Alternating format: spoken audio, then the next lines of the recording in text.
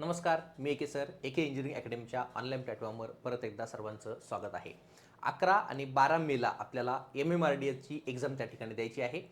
भरपूर सारे विद्यार्थ्यांचे कॉल्स आणि मेसेजेस या ठिकाणी होते की सर MMRDAचा जो सिलेबस आहे तो सिलेबस आलेला आहे आणि त्यामध्ये MRTP ॲक्ट असा सिलेबसमध्ये एक पॉईंट लिहून त्या ठिकाणी आलेला आहे. ठीक आहे, तो सगळ्यात पहिला विद्यार्थ्यांचा जो प्रश्न आहे तो म्हणजे सर किती मार्क्ससाठी MRTP ॲक्ट त्या ठिकाणी विचारला जाऊ शकतो. लक्षात घ्या, अशाच प्रकारे सिलेबस आला होता KDMC एक्झामसाठी. ठीक आहे, जी KDMC कल्याण डोंबिवली महानगरपालिका जी एक्झाम होती त्यासाठी देखील असाच सिलेबस आला होता आणि त्यामध्ये देखील एक लाईन लिहिलेली होती कॉर्पोरेशन ॲक्ट. ओके, आणि त्यांनी वेटेज दिलं नव्हतं, पण काही दिवसानंतर त्याचं वेटेज त्या ठिकाणी देण्यात आलं होतं. जवळपास 10 क्वेश्चन त्या ठिकाणी विचारले होते कॉर्पोरेशन ॲक्टचे. तशाच प्रकारे या ठिकाणी देखील होऊ शकतं, कंपल्सरी नाही. ठीक आहे, 2 मार्क्ससाठी देखील या ठिकाणी MRTP ॲक्ट विचारला जाऊ शकतो किंवा डायरेक्टली 10 प्रश्न देखील त्या ठिकाणी विचारले जाऊ शकतात. अजून आपल्याला फिक्स काहीही माहीत नाही. पण जर तुम्ही MMRDA एक्झामसाठी जर तुम्ही सिरियस असाल, तुमचं जर स्वप्न असेल की मला ही एक्झाम क्लिअर करायचीच आहे, मला मुंबईमध्ये त्या ठिकाणी स्थायिक व्हायचं आहे, तर तुम्हाला हा ॲक्ट करणं गरजेचं आहे. ठीक आहे, फक्त आणि फक्त 99 रुपयामध्ये आपण ही बॅच या ठिकाणी घेऊन आलेलो आहोत आणि यामध्ये जे काही महत्त्वाचे मुद्दे असणार आहे सगळा MRTP ॲक्ट या ठिकाणी कव्हर होणार नाही, कारण की दिवस त्या ठिकाणी कमी राहिलेले आहेत. जेवढे मुद्दे मला एक्झामच्या दृष्टीने महत्त्वाचे वाटतात त्या रिलेटेड सगळ्याचे सगळे सेक्शन्स या ठिकाणी आपण कव्हर करणार आहोत आणि त्यावर थोडेफार MCQ देखील त्या ठिकाणी असणार आहेत. ठीक आहे, सो सर्व विद्यार्थ्यांनी ही बॅच तुम्हाला परचेस करायची आहे. फक्त आणि फक्त 99 रुपयामध्ये तुम्हाला ही बॅच त्या ठिकाणी उपलब्ध होणार आहे. त्यासाठी तुम्हाला एके इंजिनिअरिंग अकॅडमीचं ॲप्लिकेशन डाउनलोड करायचं आहे. ठीक आहे, सो आता हे जे काही लेक्चर या ठिकाणी होणार आहे 10 ते 12 लेक्चर त्या ठिकाणी असतील. या 10 ते 12 लेक्चरमध्ये जेवढं सिंपल करून मला तुम्हाला सांगता येईल तेवढं मी तुम्हाला सांगणार आहे. तुम्हाला काहीही टेन्शन घ्यायची गरज नाही. मी जे सांगतोय त्यावर फक्त तुम्हाला कॉन्सन्ट्रेशन ठेवायचं आहे. मी काय बोलतोय हे तुम्हाला फक्त डोक्यामध्ये घालून घ्यायचं आहे. मॅक्झिमम पॉईंट्स तुमचे यातून कव्हर होणार आहे. Okay, so question minimum 2 question expected आहे. मॅक्झिमम 10 क्वेश्चन्स देखील त्या ठिकाणी विचारले जाऊ शकतात. आपल्याला अजून माहित नाही नक्की काय होणार आहे, पण आपलं अभ्यास करण्याचं काम आहे ते आपल्याला 100% त्या ठिकाणी करायचं आहे. ठीक आहे, चला सुरू करतोय आपण आपला MRTP ॲक्ट. ठीक आहे, सो MRTP ॲक्ट जो आहे हा इनेक्टेड म्हणजे हा तयार कधी झाला तर 1966 ला तयार झाला.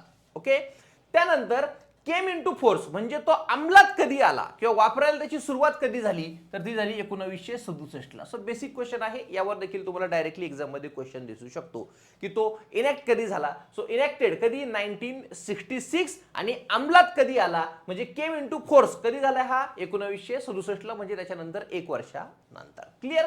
नंतर याचे मेन ऑब्जेक्टिव्ह काय आहे समजून घ्या. MRTP जो ॲक्ट आहे बरोबर, हा आपल्याला का वाचायचा आहे, याचे मेन ऑब्जेक्टिव्ह काय आहे ते समजून घ्या. यावर देखील तुम्हाला एक MCQ त्या ठिकाणी दिसू शकतो. काही टेन्शन घेऊ नका, एकदम सिंपल आहे. सगळ्यात पहिले वाचा काय म्हटलंय, to ensure planned development of land. आता समजून घ्या, सुरुवातीला काही जे टॉपिक असणार आहे ते तुम्हाला असे वाटू शकतात का रे हे मी पहिल्यांदा ऐकलेत. काही टेन्शन घ्यायचं नाही. मी तुमच्या समोर उभा आहे म्हटल्यावर तुम्हाला टेन्शन घ्यायची गरज नाही. प्रत्येक गोष्ट ही तुम्हाला मी सिंपल करून सांगणार आहे. पहिलं ऑब्जेक्टिव्ह यांनी काय सांगितलंय, to ensure planned development of land.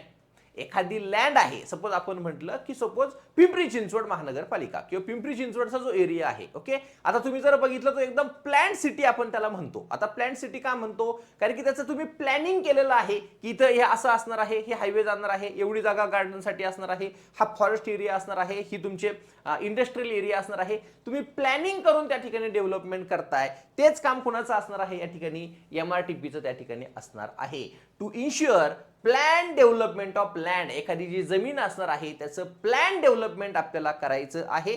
ते ऑब्जेक्टिव्ह असणार आहे कशाचं, MRTP ॲक्टचं त्या ठिकाणी असणार आहे. दुसरं, टू कंट्रोल हॅपॅझार्ड ग्रोथ म्हणजे काय की एखाद्याच ठिकाणी तुमची ग्रोथ झाली, एकाच डिरेक्शन मध्ये ग्रोथ झाली. म्हणजे तुम्ही बघा पुणे जर बघितलं बरोबर, पुणे सिटी जर तुम्ही बघितली तर चारही बाजूने त्या ठिकाणी पुणे सिटीचा ग्रोथ झालेला आहे. पण एकाच बाजूने जर म्हणजे आपण जर म्हटलं की पुणे सिटी आहे, मग ही पुणे सिटी पुण्यापासून नगरकडे जाताना त्याच मार्गाने फक्त काय झालं त्याची ग्रोथ झाली. इकडे झालीच नाही, साताराकडे जाताना झालीच नाही, इकडे तुम्हाला नाशिककडे जाताना झालीच नाही, इकडे मुंबईकडे जाताना झालीच नाही. असं व्हायला पाहिजे का, नाही. हॅपॅझार्ड ग्रोथ त्या ठिकाणी नको, म्हणजे अनियंत्रित ग्रोथ त्या ठिकाणी होता कामा नये. म्हणजे त्या अनियंत्रित जी ग्रोथ आहे त्याच्यावर कंट्रोल ठेवण्याचं जे काम आहे ते ऑब्जेक्टिव्ह आहे हे कोणाचं असणार आहे परत एकदा MRTP ऍक्टचं त्या ठिकाणी असणार आहे to control haphazard growth. Clear. Third असणार आहे टू प्रिपेअर रिजनल प्लॅन, म्हणजे तुम्हाला आरपी बनवायचा शॉर्ट फॉर्म मध्ये. काय रिजनल प्लॅन म्हणजे काय आरपी. सेकंड असणार आहे डेव्हलपमेंट प्लॅन म्हणजे काय DP. And town planning scheme म्हणजे काय TPS. ठीक आहे. हे 3 मुद्दे आपल्याला या ठिकाणी MRTP ऍक्ट मध्ये मोस्टली पाहायचे आहेत. चौथं असणार आहे to provide proper land use, म्हणजे लँडचा प्रॉपर यूज कसा करायचा हे देखील ऑब्जेक्टिव्ह असणार आहे MRTP ऍक्टचं. क्लिअर. काहीही डाऊट तुम्हाला नसला पाहिजे. ठीक आहे. आता याचं स्ट्रक्चर कसं असणार आहे, याच्यामध्ये जर तुम्ही गेला तर 9 चॅप्टर त्या ठिकाणी असणार आहेत. म्हणजे त्याच्यावर देखील तुम्हाला क्वेश्चन विचारला जाऊ शकतो की MRTP ऍक्ट मध्ये टोटल किती चॅप्टर आहेत, तर 9 चॅप्टर आहेत. टोटल सेक्शन किती आहे, 165 सेक्शन आहे. आता हे सगळे सेक्शन आपल्याला अभ्यासायचे आहेत का, नाही. जेवढे महत्वाचे असणार आहेत तेवढे सेक्शन या ठिकाणी आपण पाहणार आहोत. ओके. आणि याचा जो प्लॅनिंगचा जो पिरियड असणार आहे हा किती असणार आहे, 20 इयर्स, म्हणजे पुढच्या 20 वर्षासाठी आपलं हे प्लॅनिंग असणार आहे. यासाठी या ठिकाणी आपण हा MRTP ऍक्ट त्या ठिकाणी पाहत आहोत. ओके. मात्र जे तुम्हाला मी चॅप्टर सांगितले 9, हे 9 चॅप्टरचे नावं देखील तुम्हाला विचारले जाऊ शकतात. या पाठांतराच्या गोष्टी आहेत त्या तुम्हाला पाठच करावे लागतील, तिथे कोणताही कन्सेप्ट नसेल. ठीक आहे. सो हे 9 चॅप्टर तुमच्याकडे असणार आहे. चॅप्टर 1 तुमचा असणार आहे प्रिलिमिनरी. ओके. प्रिलिमिनरी मध्ये तुमचे 2 सेक्शन असणार आहे, सेक्शन 1 आणि सेक्शन 2. चॅप्टर 2 जो असणार आहे हा तुमचा असणार आहे रिजनल प्लॅन. काय असणार आहे, रिजनल प्लॅन. सेक्शन 3 पासून सेक्शन 20 पर्यंत हा असणार आहे तुमचा चॅप्टर 2. चॅप्टर 3 असणार आहे तुमचा डेव्हलपमेंट प्लॅन. काय असणार आहे, डेव्हलपमेंट प्लॅन. सेक्शन 21 पासून सेक्शन 42 पर्यंत. आता चॅप्टर 1 झाला, चॅप्टर 2 झाला, चॅप्टर 3 झाला. आता 3A देखील आहे. असे जर काउंट केले तुम्ही, इथे 3A आहे, हा तुमचा 6A आहे. मग तसं बघायला गेलं तर 11 चॅप्टर आहेत. पण तुम्हाला कोणत्या अँगलने विचारतात आपल्याला माहित नाही. पण नंबर वाईज जर तुम्ही गेलात तर आपल्याला किती चॅप्टर कन्सिडर करायचे आहेत, 9 चॅप्टर आपल्याला कन्सिडर करायचे आहेत, जे मी तुम्हाला लिहून दिलेले आहेत. ओके. मग तुम्हाला सब चॅप्टर जर विचारले तर तुम्हाला आधी किती काय करायला लागतील, 2 करायला लागतील. म्हणजे तुमचे टोटल 11 चॅप्टर त्या ठिकाणी होतील, जे नाव मी इथे लिहून दिलेले आहे. ठीक आहे. सो चॅप्टर 1 झाला, चॅप्टर 2 झाला, चॅप्टर 3 झाला. चॅप्टर 3A देखील आहे, त्याचं नाव आहे एरिया डेव्हलपमेंट अथॉरिटी. त्याच्यामध्ये सेक्शन असणार आहे 42A पासून 42G पर्यंत. नंतर असणार आहे चॅप्टर 4 सेक्शन 43 पासून सेक्शन 58 पर्यंत. त्याचं नाव असणार आहे control of development and use of land. काही टेन्शन घेऊ नका, हे नाव तुम्ही पहिल्यांदा वाचताय म्हणून तुम्हाला थोडं अवघड वाटेल, पण सारखं जेव्हा तुम्ही वाचणार आहात तुम्हाला लक्षात राहणार आहे. काही टेन्शन घ्यायचं नाही. ठीक आहे. त्यानंतर असणार आहे तुमचं चॅप्टर 5 सेक्शन 59 पासून सेक्शन 112 पर्यंत. त्याचं नाव असणार आहे टाउन प्लॅनिंग स्कीम. सो आपल्या सिलेबस मध्ये इथपर्यंत आपल्याला 112 पर्यंत करायचे आहेत. म्हणजे सेक्शन 1 पासून 112 पर्यंत हे आपल्या सिलेबस मध्ये ऍक्च्युअली असणार आहेत. आणि हे जे असणार आहेत हे आपल्याला करायचे नाहीत, पण ऍटलिस्ट या जे तुमचे सेक्शन असणार आहे, म्हणजे हा चॅप्टर असणार आहे, या चॅप्टर मध्ये किती सेक्शन आहेत आणि त्याचं नाव हे आपल्याला माहित असणं गरजेचं असणार आहे. ठीक आहे. सो चॅप्टर नंबर 6 असणार आहे न्यू टाउन्स, आणि त्याचे सेक्शन कुठपर्यंत असणार आहे, 113 पासून 124 पर्यंत त्या ठिकाणी असणार आहे. नंतर आहे तुमचा चॅप्टर 6A सेक्शन 124A पासून सेक्शन 124L पर्यंत असणार आहे डेव्हलपमेंट चार्जेस, त्याचं त्या ठिकाणी नाव असणार आहे.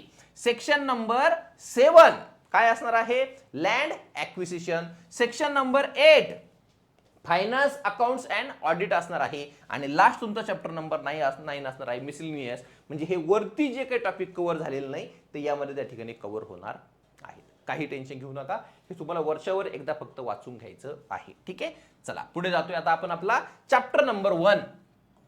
आपला चॅप्टर नंबर 1 त्याचं नाव आहे प्रिलिमिनरी. ठीक आहे. आता याचा फिक्स पॅटर्न असतो, कोणताही ऍक्ट तुम्ही घ्या, चॅप्टर नंबर 1 हा तुमचा प्रिलिमिनरी असेल. त्यातील सेक्शन नंबर 1 जो असणार आहे हा असणार आहे short title, extend and commitment. काही टेन्शन घेऊ नका. ठीक आहे. आणि दुसरा असणार आहे डेफिनेशन्स. आता जो डेफिनेशनचा पार्ट आहे हा तुम्हाला वाचून घ्यायचा आहे. MRTP ऍक्ट मी तुम्हाला प्रोव्हाइड करेल, नोट्स त्याचे प्रोव्हाइड करेल, तुम्हाला फक्त त्या वाचून घ्यायच्या आहेत. अशा नंबर ऑफ 30-35 जवळपास त्याच्या डेफिनेशन आहेत. म्हणजे कशाला काय म्हणतात, म्हणजे ऍग्रिकल्चर म्हणजे काय ते इथे दिलेलं आहे. किंवा एम्युनिटी म्हणजे काय ते या ठिकाणी दिलेलं आहे. तो आता लगेच आपल्याला एवढं सगळं पाठ करण्याची गरज नाही, वरच्यावर फक्त तुम्हाला वाचून घ्यायचं आहे. सो तुम्हाला आता हे तर कळालं की तुमचा सेक्शन 2 जो आहे त्याच्यामध्ये काय दिलेलं असणार आहे, डेफिनेशन्स दिलेल्या असणार आहे. आणि सेक्शन 1 जो असणार आहे, हा जो MRTP ऍक्ट आहे त्याचं शॉर्ट टायटल म्हणजे त्याचं नाव काय आहे, तो कुठपर्यंत त्या ठिकाणी काय झालेला आहे, एक्सटेंड झालेला आहे. आणि कमिटमेंट म्हणजे तो कधीपासून म्हणजे तयार कधी करण्यात आला आणि तो लागू कधी करण्यात आला हे ऑलरेडी मी तुम्हाला सांगितलेलं आहे. सो सेक्शन 1 मध्ये त्याचं जे शॉर्ट टायटल आहे, हे शॉर्ट टायटल काय आहे बघा, दिस act may be called the Maharashtra Regional and Town Planning Act 1966. म्हणजे हा देखील तुम्हाला क्वेश्चन डायरेक्टली विचारला जाऊ शकतो की MRTP ऍक्टचं शॉर्ट टायटल काय आहे किंवा त्याला काय म्हणून ओळखलं जातं, तर Maharashtra regional and town planning act 1966. आणि हा एक्सटेंड म्हणजे हा कुणासाठी लागू त्या ठिकाणी असणार आहे, it shall extend to whole of the state of Maharashtra. मग तुम्हाला ऑप्शन मध्ये देऊ शकतात की MRTP ऍक्ट जो आहे याचं एक्सटेंड कुठपर्यंत आहे, मग फक्त पुणे सिटीसाठी आहे, मुंबई सिटीसाठी आहे, पूर्ण इंडियासाठी आहे, पूर्ण महाराष्ट्रासाठी आहे, की फक्त पार्ट ऑफ महाराष्ट्रासाठी आहे. तुमचा आन्सर काय असणार आहे, होल स्टेट ऑफ महाराष्ट्र. त्याच्यामुळे याला मी हायलाइट केलेलं आहे, होल स्टेट ऑफ महाराष्ट्र. पूर्ण महाराष्ट्र स्टेटसाठी हा त्या ठिकाणी काय होणार आहे, लागू होणार आहे. सो सेक्शन 1 झाला, सेक्शन 2 झाला. सेक्शन 2 मध्ये तुमच्या डेफिनेशन असतील, सेक्शन 1 मध्ये त्याचं टायटल आहे जे की Maharashtra regional and town planning act 1966. हा कुठपर्यंत कशासाठी कोणत्या रिजनसाठी लागू होणार आहे, होल स्टेट ऑफ दी महाराष्ट्रासाठी हा लागू असणार आहे किंवा त्याचं एक्सटेंड तिथपर्यंत असणार आहे. बघा अशा प्रकारे MCQ तुम्हाला विचारले जाऊ शकतात. The short title of MRTP act is called as, काय आन्सर असणार आहे, Maharashtra regional and town planning act 1966. दुसरं काय म्हटलंय, the Maharashtra regional and town planning act 1966 extends to, काय म्हटलंय ऑप्शन बघा, सिलेक्टेड डिस्ट्रिक्ट ऑफ महाराष्ट्र. फक्त सिलेक्टेड डिस्ट्रिक्ट साठी आहे का, नाही. अर्बन एरियाज ओनली असं आहे का, नाही. ओनली म्युनिसिपल कॉर्पोरेशन असं आहे का, नाही. उत्तर काय असणार आहे, whole of the state of Maharashtra. अशा प्रकारे सिंपल क्वेश्चन्स तुम्हाला त्या ठिकाणी विचारले जाऊ शकतात, काही टेन्शन घ्यायचं नाही. ठीक आहे, आता जातोय आपण चॅप्टर नंबर 2. चॅप्टर नंबर 2 तुमचा असणार आहे प्रोव्हिजन्स. काय असणार आहे, provisions relating to regional plans. म्हणजे RP बद्दल जे काय प्रोव्हिजन्स असणार आहे ते तुम्हाला कुठे दिसणार आहे, चॅप्टर नंबर 2 मध्ये दिसणार आहे. त्याचाच देखील काही तुमचे काय असणार आहे, पार्ट असणार आहे. पहिला पार्ट असणार आहे small a, that is what, regions. Okay, आता लक्षात घ्या, काही टेन्शन घेऊ नका, 2च मिनिटं सांगतो. एवढा काही फापट पसारा जो दिसतोय तो मी तुम्हाला 2 मिनिटात एक्सप्लेन करणार आहे. काही टेन्शन घ्यायचं नाही. तुम्ही व्हिडिओ पॉज करू शकता, एकदा वरच्यावर फक्त नजर फिरवू शकता. मी तुम्हाला लगेच या ठिकाणी सांगणार आहे की याचा अर्थ काय आहे. आता समजून घ्या. आपल्याला रिजनल प्लॅन बनवायचा आहे. आता समजून हेडिंग मध्येच आहे, provisions relating to regional plans, किंवा एखादा एरिया आपल्याला काय करायचा आहे, डेव्हलप करायचा आहे. बरोबर ना, हे मेन ऑब्जेक्टिव्ह आहे तुमचं MRTP ऍक्टचं. बरोबर, मग तो रिजन जो असणार आहे तो रिजन तर तुम्हाला काय करावं लागेल, सिलेक्ट करावं लागेल. आता आपण चॅप्टर नंबर 2 मध्ये आलो. चॅप्टर नंबर 2 तुमचं काय, provisions relating to regional plan. त्याच्यामध्ये तुमचं पहिलं आहे रिजन आणि तुमचा सेक्शन असणार आहे. ऑलरेडी पहिला सेक्शन झाला शॉर्ट टायटल, बरोबर ना, एक्सटेंड अँड कमिटमेंट. दुसरं झालं डेफिनेशन आणि तिसरा सेक्शन तुमचा असणार आहे establishment of region and alteration of its limit. काही टेन्शन घेऊ नका, काय करायचं आपल्याला, establishment of region and alteration of its limit. काही टेन्शन घेऊ नका. आपल्याकडे आता एखादा रिजन असणार आहे, तो रिजन आपल्याला काय करायचा आहे, डेव्हलप करायचा आहे. मग तो रिजन आधी आपल्याला काय करावं लागेल, सिलेक्ट करावं लागेल, म्हणजे इस्टॅब्लिश करावं लागेल. म्हणून या सेक्शनचं नाव आलेलं आहे establishment of region and alter its limit. मग त्याची जे लिमिट आहे, म्हणजे मी आता सपोज समजलं की मला हा जो पुणे जिल्हा आहे, बरोबर ना, हा रिजन मी काय केलंय, आता सिलेक्ट केलेला आहे. याचा मला रिजनल प्लॅन बनवायचा आहे, नंतर डेव्हलपमेंट प्लॅन असेल, नंतर तुमचं TPS असेल, बरोबर ना, टाउन प्लॅनिंग स्कीम असतील. ओके, पण त्याच्यासाठी मला आधी एक रिजन त्या ठिकाणी सिलेक्ट करावं लागेल. सपोज मी पुणे सिलेक्ट केला, मग त्याला तुम्ही कमी किंवा जास्त करू शकता, म्हणजे त्याचे जे लिमिट आहे ते तुम्ही अल्टर करू शकता. म्हणून याला सेक्शनला काय म्हटलंय, establishment of region and alteration of its limit, म्हणजे काही पार्ट तुम्हाला कमी करायचं आहे का, काही पार्ट तुम्हाला वाढवायचं का, हे सगळं तुम्हाला कुठे सांगितलेलं आहे, ह्या सेक्शन मध्ये सांगितलेलं आहे. ओके, मग आता हा जो तुमचा इस्टॅब्लिशमेंट असणार आहे, रिजनची जी इस्टॅब्लिशमेंट असणार आहे किंवा अल्टरेशन ऑफ त्याचे जे लिमिट असणार आहेत, बरोबर, हे कसं सांगितलं जातं किंवा हे कोण करतं, तर सगळ्यात पहिला मुद्दा, हे कोण करतंय, स्टेट गव्हर्नमेंट करतंय. कोण करतंय, स्टेट गव्हर्नमेंट. याचं तो नोटिफिकेशन देतो. काय देतोय, नोटिफिकेशन देतो. कशामध्ये देतोय, ऑफिशियल गॅझेट मध्ये देतोय. काय सांगतोय, इस्टॅब्लिश एनी एरिया. तो काय करतोय, establish any area in the state. मी आता महाराष्ट्रामध्ये आहे, तर महाराष्ट्रासाठी हा तुमचा MRTP ऍक्ट आहे, बरोबर ना. सो महाराष्ट्र स्टेट मधील कोणतीही एखादी काय घ्यायचं आहे, रिजन घ्यायचं आहे, आणि ते रिजन, बरोबर ना, तो जो रिजन आहे त्या रिजनला मी इस्टॅब्लिश करतोय. कशाच्या साह्याने करतोय, कोण करतंय, स्टेट ऑफ महाराष्ट्र करतंय. एक नोटिफिकेशन देते. कशामध्ये देते, ऑफिशियल गॅझेट मध्ये ते नोटिफिकेशन देतंय की हा एरिया असणार आहे, हा या स्टेट मधला हा एरिया असणार आहे, आणि तो माझा काय असणार आहे, एक रिजन असणार आहे. By defining its what limit to be a region. हा माझा रिजन असणार आहे. सांगण्याचा उद्देश एवढाच आहे की स्टेट ऑफ महाराष्ट्र हा रिजन तुमचा निवडणार आहे. शिवाय पुणे, म्हणजे थोडक्यात हा तुमचा पुणे असणार आहे, बरोबर ना. पुणे जिल्हा आहे, याचा मला RP बनवायचा आहे, बरोबर. मग त्याच्यासाठी तो एक नोटिफिकेशन देणार आहे, ऑफिशियल नोटिफिकेशन देणार आहे. कशावर, ऑफिशियल गॅझेट मध्ये देणार आहे की हा माझा एरिया असणार आहे, स्टेट मधला हा एरिया आहे, त्याचे हे लिमिट आहे. ओके, आणि मग त्या ऑफिशियल नोटिफिकेशन मध्ये काय काय असणार आहे, तुमचं स्टेट गव्हर्नमेंट काय काय करू शकतं, तर हे 3 मुद्दे या ठिकाणी दिलेले आहे. काही टेन्शन घेऊ नका. Alter the limit of region, म्हणजे जे तुम्ही रिजन ठरवलेलं आहे, मी आता पुणे ठरवला, बरोबर ना. मग पुणे हा जो जिल्हा आहे, याचा मला RP बनवायचा आहे. मग थोडा मला वाढवायचा आहे का, थोडा मला कमी करायचा का, त्याला म्हटलं जातं अल्टर. ओके, म्हणजे तुम्ही काही गोष्टी इन्क्लूड करू शकता, काही गोष्टी एक्सक्लूड करू शकता. हे कुणाचं काम आहे, स्टेट गव्हर्नमेंटचं काम आहे. दी state government may by notification in official gadget. Official gadget मध्ये या 3 गोष्टी तो करू शकतो. पहिला मुद्दा असणार आहे, alter the limits of a reason.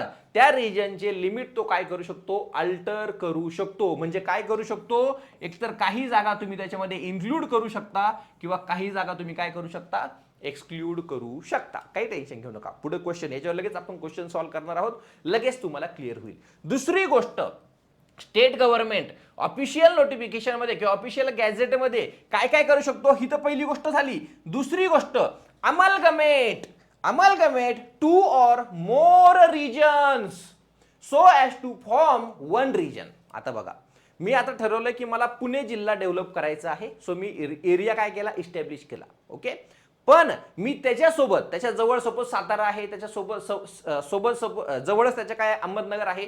मग अहमदनगरचा काही पार्ट डेव्हलप करायचा आहे का, साताऱ्याचा काही पार्ट डेव्हलप करायचा आहे का, त्याला म्हटलं जातं अमलगमेट.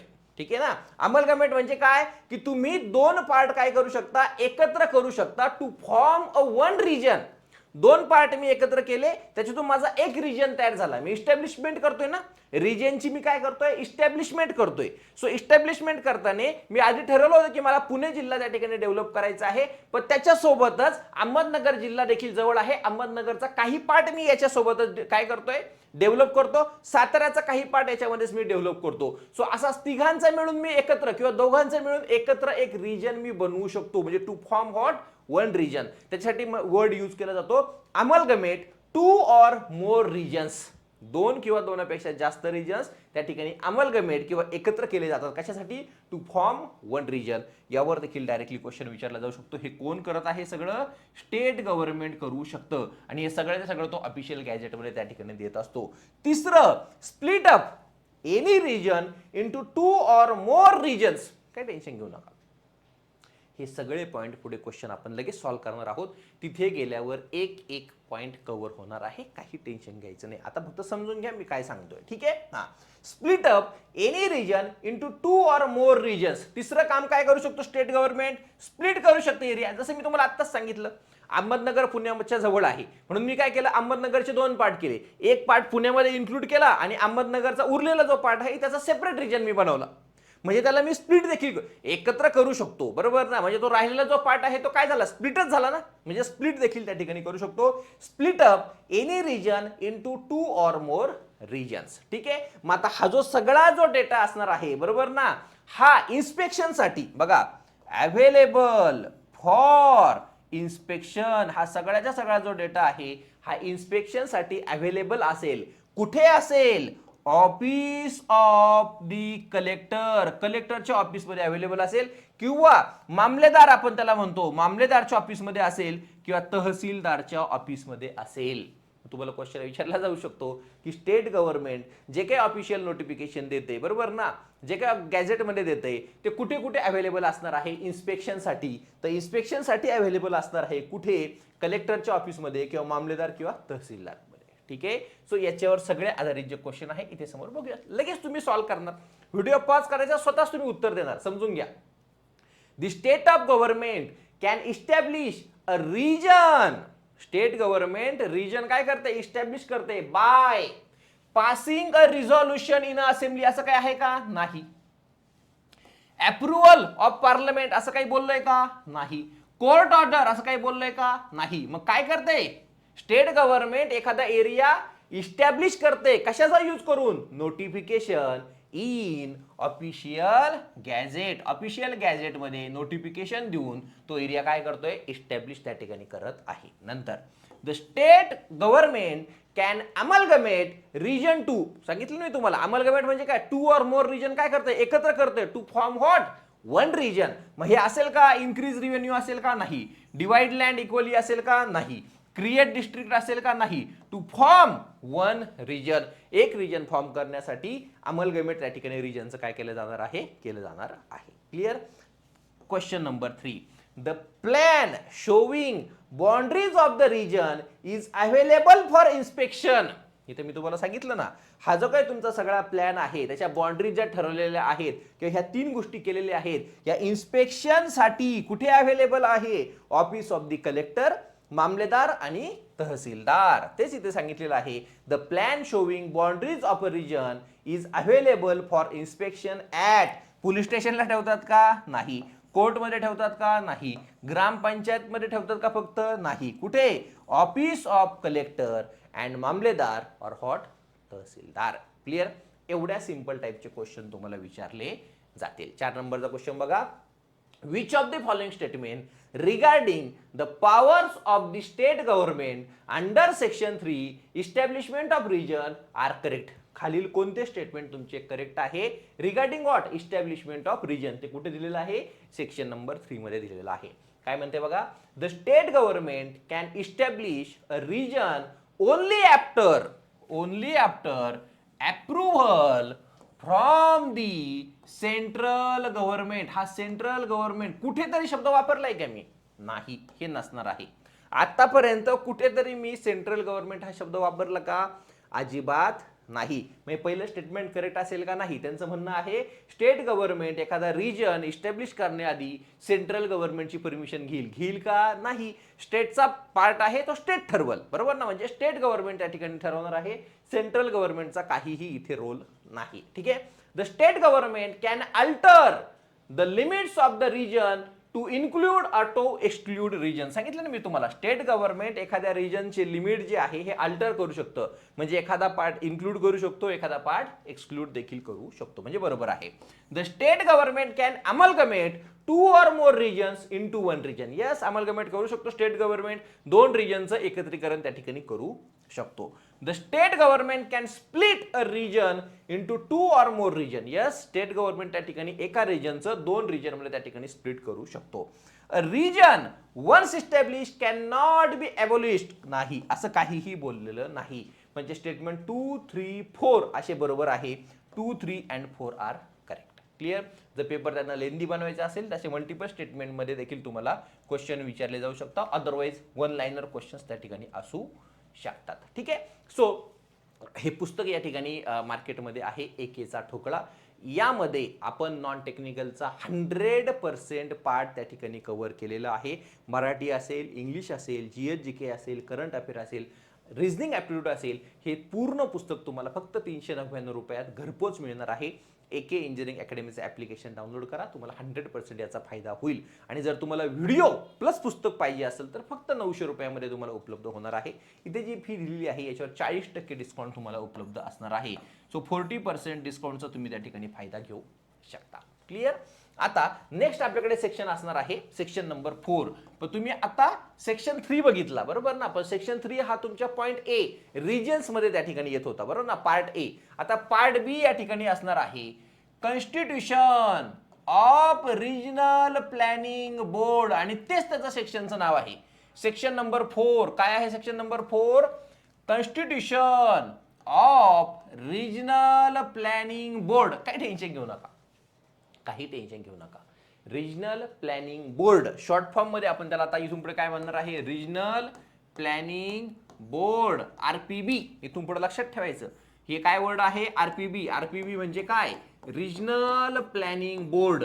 आता बघा एवढे सगळे कामं करायचे आहेत बरोबर ना, मग त्याला एक बोर्ड लागेल ना बरोबर. आता रिजन तर सिलेक्ट झाला, रिजन सिलेक्ट करण्यापर्यंत बरोबर ना, रिजन इस्टॅब्लिश करण्यापर्यंत काम कुणाचं होतं? स्टेट गव्हर्नमेंटचं होतं. ओके. मग आता स्टेट गव्हर्नमेंट काय करते? इस्टॅब्लिश करते. काय इस्टॅब्लिश करते किंवा काय कॉन्स्टिट्यूट करते? एक बोर्ड त्या ठिकाणी काय करते? कॉन्स्टिट्यूट करतं. त्या बोर्डचं नाव आहे रिजनल प्लॅनिंग बोर्ड. आता आपल्याला रिजनल प्लॅन बनवायचा आहे बरोबर ना, RP बनवायचा आहे. सो RP बनवण्यासाठी आपल्याला एक बोर्ड लागणार आहे. ते बोर्ड कोण बनवते? स्टेट गव्हर्नमेंट बनवते. तुमची जी लँड आहे किंवा तुमचा जो रिजन आहे ते इस्टॅब्लिश करण्याचं काम कुणाचं होतं? स्टेट गव्हर्नमेंटचं. आतापर्यंत स्टेट गव्हर्नमेंट करते बरोबर. आता स्टेट गव्हर्नमेंटच्या अंडर एक बोर्ड त्या ठिकाणी बनणार आहे, त्याचं नाव आहे regional planning board, RPB. RPB. RPB लक्षातच ठेवायचं, रिजनल प्लॅनिंग बोर्ड. मग त्याचं कॉन्स्टिट्यूशन त्या ठिकाणी असणार आहे. मग याच्यामध्ये काही लोक असणार आहेत ऑब्विसली ना, हे बोर्ड आहे म्हणजे काय, हे काही लोक त्याच्यामध्ये असणार आहेत. ते लोक त्या ठिकाणी काय करणार आहेत? काम करणार आहेत. त्या लोकांबद्दल या ठिकाणी मी तुम्हाला सांगितलेलं आहे. काहीही टेन्शन घ्यायचं नाही. 2च मिनिटात सांगतो, 2च मिनिटात संपवतो. बघा इथे काय म्हटले. आता सगळ्यात पहिले जे हायलाइट केलं मी तेच तुम्हाला सांगतो. हे जे constitution of regional planning board आहे म्हणजे रिजनल प्लॅनिंग बोर्ड आपल्याला कॉन्स्टिट्यूट करायचं आहे, बनवायचं आहे. याच्यामध्ये एवढे लोक असणार आहेत. सो सगळ्यात पहिल्यांदा असणार आहे तुमच्याकडे चेअरमन. कोण असणार आहे? चेअरमन. हा जो चेअरमन आहे हा कोण अपॉइंट करणार आहे? State government. याच्या खालचे सगळे जवळपास कोण अपॉइंट करणार आहे? State government. आणि तो कोण असणार आहे? Director of town planning, DTP. लक्षातच ठेवायचा हा जो वर्ड आहे. आता याला आपण एक वर्ड यूज करणार आहे. काय आहे तो? DTP. समजतंय ना? हा कोण असणार आहे? DTP, director of town planning. मग तुम्हाला विचारू शकतात की चेअरमन कोण असणार आहे? सो चेअरमन कोण असणार आहे? तर तो असणार आहे DTP, director of town planning. Town planning जे डिपार्टमेंट असणार आहे त्याचा जो डायरेक्टर असणार आहे तो कोण असणार आहे? चेअरमन असणार आहे. आणि त्याची अपॉइंटमेंट कोण करतंय? तर स्टेट गव्हर्नमेंट करते. किंवा तो बिझी आहे, तो म्हटलं की नाही, मग त्यांनी जर एखादा माणूस दिला, a person nominated by him, किंवा त्यांनी जर एखादा पर्सन दिला, त्यांनी जर एखादा माणूस त्या ठिकाणी नॉमिनेट केला तर त्याला देखील तुम्ही चेअरमन म्हणून त्या ठिकाणी स्टेट गव्हर्नमेंट अपॉइंट करू शकतो. हा झाला point number 1. Point number 2, not exceeding 4. आता ही लँग्वेज फार अवघड असते, मी तुम्हाला सिंपल करून सांगतोय. समजतंय ना? नॉट एक्सिडिंग 4 म्हणजे 4 पेक्षा जास्त नकोय. मग 4 पेक्षा कमी चालतील, 4 चालतील, 3 चालतील, 2 चालतील, 1 चालतील. नॉट एक्सिडिंग 4, नॉट एक्सिडिंग 4 यांची देखील अपॉइंटमेंट परत कोण करतोय? स्टेट गव्हर्नमेंट करतोय. आणि ते कुठले मेंबर असणार आहे? Members of local authorities. ज्या लोकल अथॉरिटीज असणार आहे म्हणजे तुमचं जे रिजन असणार आहे त्याच्या ज्या लोकल अथॉरिटीज असणार आहे त्याचे 4 मेंबर पर्यंत त्या ठिकाणी मेंबर अपॉइंट केले जातील. एकतर तुमचा होता चेअरमन, आता सेकंड हा एक तुमचा चेअरमन होता. हे 4 तुमचे काय असणार आहे? लोकल अथॉरिटीज असणार आहेत. कोण असणार आहेत? 4 तुमचे लोकल अथॉरिटीज त्या ठिकाणी असणार आहे. यांची देखील अपॉइंटमेंट कोण करते? स्टेट गव्हर्नमेंट करते. हे 4 पेक्षा जास्त त्या ठिकाणी नको. तिसरा, नॉट एक्सिडिंग 10, नॉट एक्सिडिंग 10, 10 पेक्षा हे जास्त नको आहेत. तिसरा जो असणार आहे हे तुमचे 10 लोक असू शकतात, 10 पेक्षा जास्त नको. यांची अपॉइंटमेंट देखील कोण करतंय? स्टेट गव्हर्नमेंट त्या ठिकाणी करतंय. बरोबर. कशासाठी? त्यांना एक स्पेशल नॉलेज असणार आहे, त्यांना काही स्पेशल नॉलेज असणार आहे किंवा त्यांना काही एक स्पेशल एक्सपिरियन्स त्या ठिकाणी असणार आहे. कशामधला? टाउन अँड कंट्री प्लॅनिंग मधला त्यांचा एक्सपिरियन्स असू शकतो किंवा इंजिनिअरिंग मधला एक्सपिरियन्स असू शकतो, ट्रान्सपोर्ट मधला असू शकतो, इंडस्ट्री मधला असू शकतो, कॉमर्स मधला असू शकतो किंवा ऍग्रिकल्चर मधला असू शकतो. म्हणजे पहिला तुमचा चेअरमन झाला, स्टेट गव्हर्नमेंट त्याला काय करतोय, अपॉइंट करतो, तो कोण असणार आहे? डीटीपी त्या ठिकाणी असणार आहे. 4 लोक हे तुमचे काय असणार आहेत? नॉट एक्सिडिंग 4, 4 पेक्षा जास्त नको हे कुठले असणार आहे?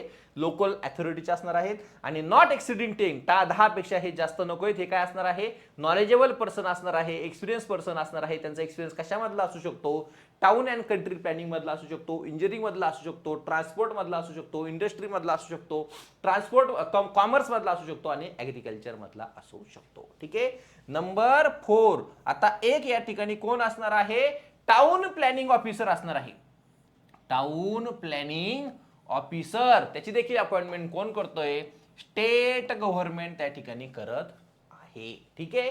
आणि त्याच्यानंतर नॉट एक्सिडिंग 4 अजून काही मेंबर असणार आहे, ते नॉट एक्सिडिंग 4 त्या ठिकाणी असणार आहे. नॉट एक्सिडिंग 4 त्याची देखील अपॉइंटमेंट कोण करते? स्टेट गव्हर्नमेंट त्या ठिकाणी करणार आहे. हे कुठून असणार आहे?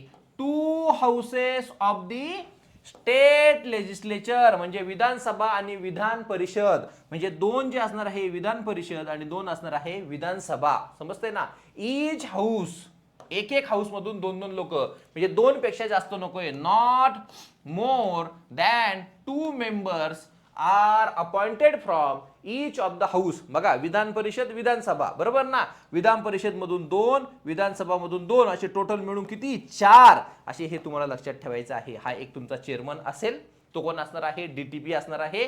डायरेक्टर ऑफ टाउन प्लॅनिंग असणार आहे. 4 हे तुमचे लोकल अथॉरिटीचे असणार आहे. नॉट एक्सिडिंग 10 हे तुमचे नॉलेज आणि एक्सपिरियन्स लोक असणार आहे. टाउन प्लॅनिंग मधला एक्सपिरियन्स असेल, इंजिनिअरिंग मधला असेल, कॉमर्स मधला असेल, बरोबर ना? हे सगळे एक्सपिरियन्सचे 10 लोक असणार आहे. एक हा तुमचा टीपीओ असणार आहे, टाउन प्लॅनिंग ऑफिसर असणार आहे. आणि 4 हे तुमचे लेजिस्लेचर तुमची जी असणार आहे, बरोबर ना? विधानसभा, विधान परिषद मधले 2 त्या ठिकाणी असणार आहेत. कळालंय? इथपर्यंत तुम्हाला हे लक्षात ठेवायचंच आहे. आता पुढे जाऊयात, काही टेन्शन घ्यायचं नाही, एकदम सिंपल आहे.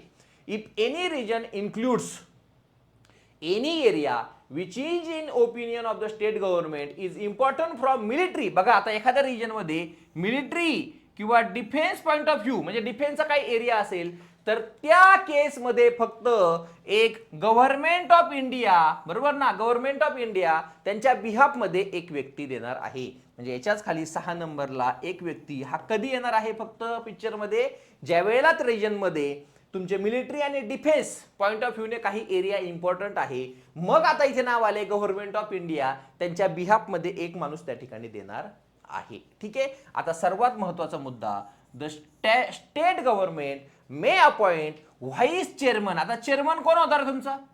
चेअरमन कोण होता तुमचा? डीटीपी होता ना? DTP, director of town planning, हा तुमचा चेअरमन होता. पण व्हाईस चेअरमन देखील त्या ठिकाणी अपॉइंट करणार आहे. कोण अपॉइंट करणार आहे? स्टेट गव्हर्नमेंट त्या ठिकाणी अपॉइंट करणार आहे. कुणामधून? हे राहिलेले जे मेंबर असणार आहे त्यांच्यामधून ते काय करणार आहेत? अपॉइंट करणार आहेत. ओके. आणि टाउन प्लॅनिंग ऑफिसर जो असणार आहे, जो तो आपला काय होता? टीपीओ होता. हा टाउन प्लॅनिंग ऑफिसर काय असणार आहे? सेक्रेटरी असणार आहे. कशाचा? रिजनल बोर्डचा, आरपीबीचा, बरोबर ना? रिजनल प्लॅनिंग बोर्डचा सेक्रेटरी कोण असेल? चेअरमन कोण असेल रे? डीटीपी. चेअरमन डीटीपी असेल. व्हाईस चेअरमन पण त्या ठिकाणी कोण देणार आहे? State government. त्या ठिकाणी राहिलेले जे मेंबर आहे त्याच्यामधून एक व्हाईस चेअरमन पण असेल, बरोबर ना? तुमचा जो टीपीओ असणार आहे हा देखील तुमच्या कमिटीमध्ये असणार आहे, तुमच्या बोर्डवर असणार आहे. पण तो जो टीपीओ जो असणार आहे हा काय म्हणून काम करणार आहे?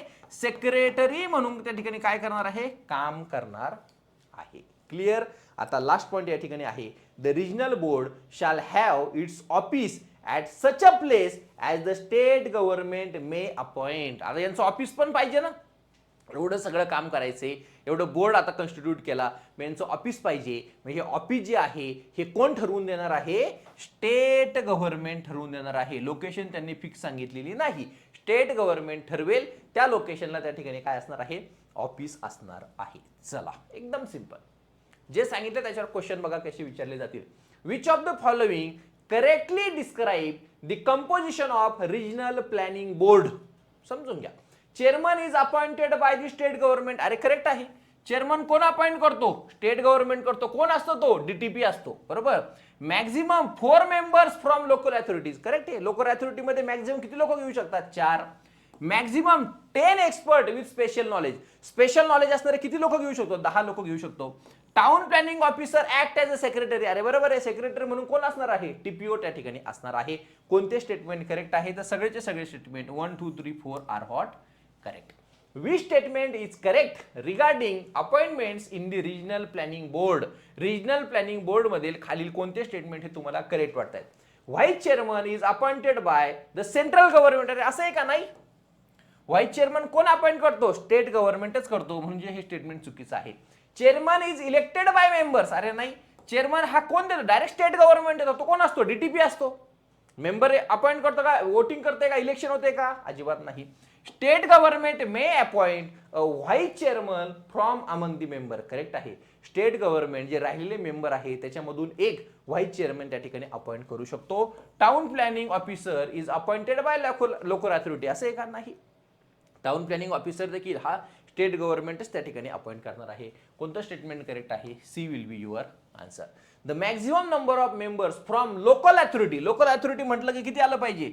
4 तुमच्या डोक्यात आलं पाहिजे. Which of the following correctly states the role of the town planning officer. Town planning officer कोण होता? सेक्रेटरी होता. चेअरमन आहे का? नाही. अपॉइंटेड बाय सेंट्रल गव्हर्नमेंट आहे का? नाही. मेंबर ऑफ लोकल अथॉरिटी आहे का? नाही. Secretary to the regional board. Regional planning board जो आरबीबी असणार आहे त्याचा जो सेक्रेटरी असणार आहे हा कोण असणार आहे? टाउन प्लॅनिंग ऑफिसर असणार आहे. टीपीओ त्या ठिकाणी असणार आहे. In case of region includes an area important from the military point of view the board must include. जर मिलिटरी पॉइंट ऑफ व्ह्यूनी जर तुमचा काही एरिया असेल तर त्या ठिकाणी काय करणार आहे? Representative suggested by what?